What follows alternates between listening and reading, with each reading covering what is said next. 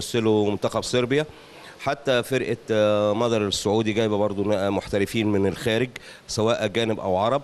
الحقيقه الفريق المصري الخالص الوحيد هو فريق نادي الزمالك، وقدر يؤدي يعني فعلا ادى ما عليه، رغم ان احنا كنا رايحين ناخد نحرز المركز، احنا كنا بنلعب على المركز الثالث، لكن الحمد لله ان احنا حصلنا على المركز الرابع وقدمنا عروض يكفي ان نادي الزمالك يجي له عروض من الخارج كامله. اولا بالنسبه لفتره الاعداد، الحمد لله الكابتن ايمن صلاح عمل فتره اعداد محليه قدرنا ان احنا نعمل فيها 5 ماتشات مع منتخب مصر للناشئين ومنتخب مصر للدرجه الاولى وفريق نادي الطيران وفريق نادي الجيش، والحقيقه هم ساعدونا على ان احنا برضو نعمل فتره اعداد فيما معناه، لكن الماتشات مش هي دي الماتشات بتاعه الاعداد. لكن الحمد لله الحمد لله الحمد لله اللعيبه رجاله، هي عاوزه تعمل حاجه فادت الحاجه دي رقم 1 بالنسبه لفتره الاعداد.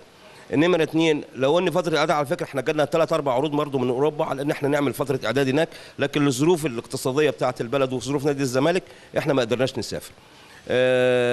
بالنسبه للعقود الحمد لله تعتبر عقود كره اليد، وانا بقولها اهو قدام الناس كلها، تعتبر عقود كره اليد من اكبر العقود اللي موجوده في مصر بعد كره القدم. مستحقات نادي الزمالك احنا عمر ما في مليم ضاع مننا، احنا لينا مستحقات، لكن عمر ما فيش مستحقات ضاعت علينا بيدوها لنا، لكن مش ضروري مثلا على طول، لكن لما بيبقى في ظروف مواتيه وفي فلوس موجوده في النادي بيدونا مستحقاتنا، ما تضحكوش علينا. لكن الحمد لله الحمد لله عمر اللعيبه ما اتكلمت بقى في المستحقات. عاوز اقول لحضرتك حاجه، عمر اللعيب ما طلع فوق في الاداره وقال لهم انا مستحقاتي فين. احنا جالنا عقود احتراف كتيره للعيبه كتير.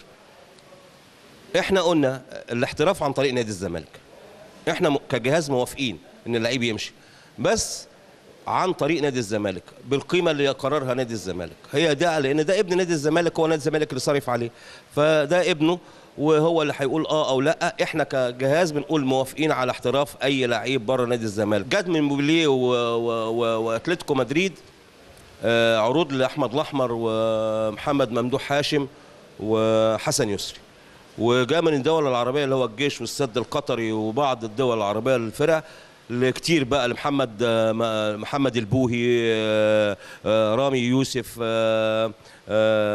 ايهاب محسن، كريم هنداوي، الروبي، رغم ان الروبي عاوز يسيب، لكن انا بقول لحضرتك كل الدنيا الحمد لله الحمد لله حاطه نادي الزمالك في عينيها. مدرب فريق اتلتيكو مدريد قال الفرقه الوحيده اللي بحترمها في الدوره دي هو فريق نادي الزمالك. انا هقول كلمتين، كلمه لنادي الزمالك وكلمه لقناه مودرن.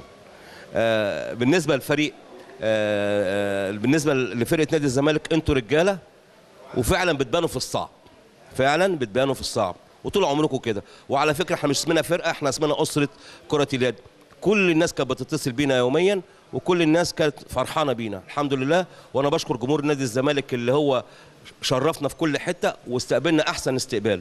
ده بالنسبه لكره اليد. بالنسبه لقناه مودرن يكفينا فخر ان احنا كل يوم كانت بتتذاع رساله يوميه من الدوحه علينا، وانا بشكرهم جدا جدا جدا.